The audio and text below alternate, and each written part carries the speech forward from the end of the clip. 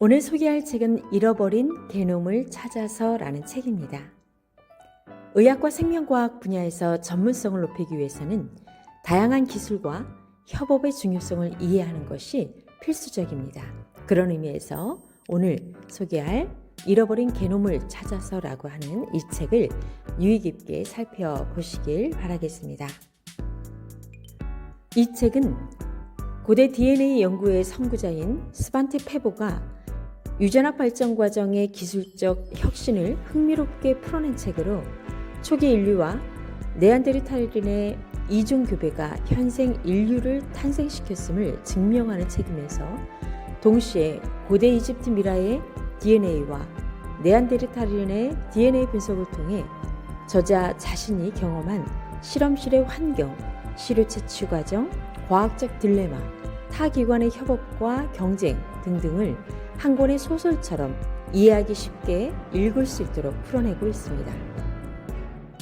과거 과학자들은 DNA는 세포가 죽으면 금방 분해되기에 네안데르탈인의 뼈에 DNA가 남아있을 것이라고는 생각하지 못했습니다. 그러나 페보는 미토콘드리아 DNA가 세포 안에서 독립적으로 존재하며 비교적 오래 보존될 수 있다는 사실을 발견하고 이를 토대로 세포핵 DNA 분석을 통해 현생 인류의 유전자에 네안데르탈인의 DNA가 포함되어 있으며 그 결과 현생 인류의 유전자 중 2에서 4%가 네안데르탈인으로부터 유래한 것이라는 것을 밝혀냈습니다. 이러한 스반테 페보의 네안데르탈인의 핵, 게놈 해독은 과학계의 중요한 이정표로 왓슨의 DNA 이중야선 구조 규명과 어깨를 나란히 하고 있습니다. 이 같은 페보의 눈부신 연구 성과와 함께 우리가 눈여겨 살펴보아야 할 점이 있습니다. 그것은 페보의 연구 성과가 결코 혼자의 노력과 힘으로 완성된 것이 아니라 이를 뒷받칠 만한 기술적인 진보와 협력을 통해 이루어졌다는 것입니다.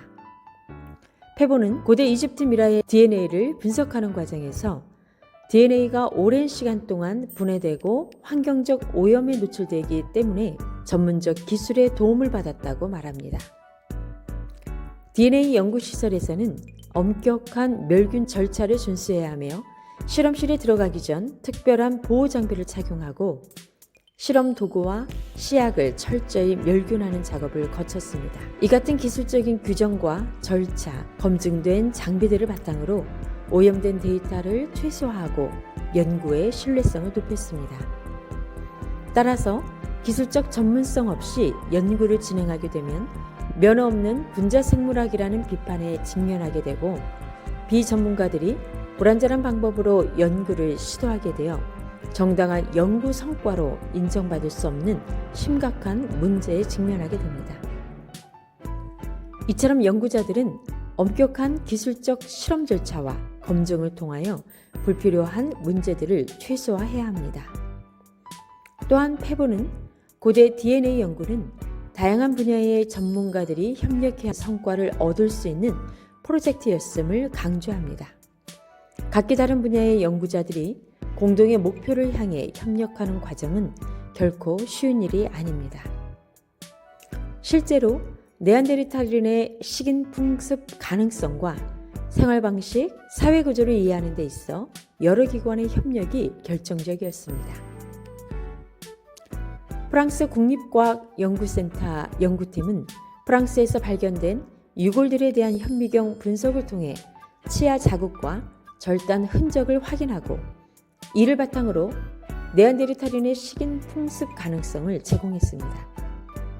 하버드 대학의 유전학 연구팀은 네안데르탈인의 DNA 시퀀싱에 참여하여 네안데르탈인의 유골에서 DNA를 회수하여 분석함으로써 그들의 유전적 특성과 현대 인류와의 관계를 밝히고 네안데르탈인의 생활 방식과 사회 구조를 이해하는 데 중요한 단서를 제공했습니다.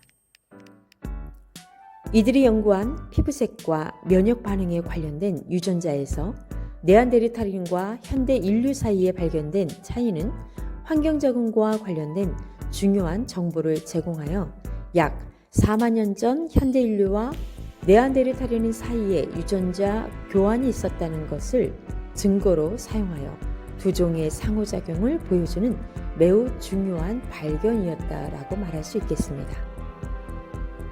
더 나아가 하버드대 연구팀은 네안데르탈인의 유전체 데이터를 바탕으로 그들의 식습관과 사회적 행동을 추론하기도 했습니다. 유전자 분석을 통해 네안데르탈인의 식단에 고기와 식물이 모두 포함되어 있었으며 이들이 복잡한 사회구조와 협력적 사냥을 했을 가능성이 매우 높다는 점을 제기했습니다. 스반테 페보의 잃어버린 게놈을 찾아서를 통하여 우리는 눈부신 의학적 성과의 뒷면에는 고대 DNA 분석의 실제 사례를 통해 기술적 진보와 협력이 뒷받침되었다는 사실을 알 수 있었습니다. 의학과 생명과학 분야에서 전문성을 높이기 위해서는 기술과 협업의 중요성을 이해하는 융합적 관점의 접근이 필수적이라 할 수 있겠습니다. 이 책을 통해 세상이 주목하는 연구 성과를 얻기 위해서는 기술적 도전과 적용, 연구의 신뢰성을 높이는 절차뿐만 아니라 국제적 협력의 중요성을 배울 수 있다는 것을 꼭 기억하시길 바라겠습니다.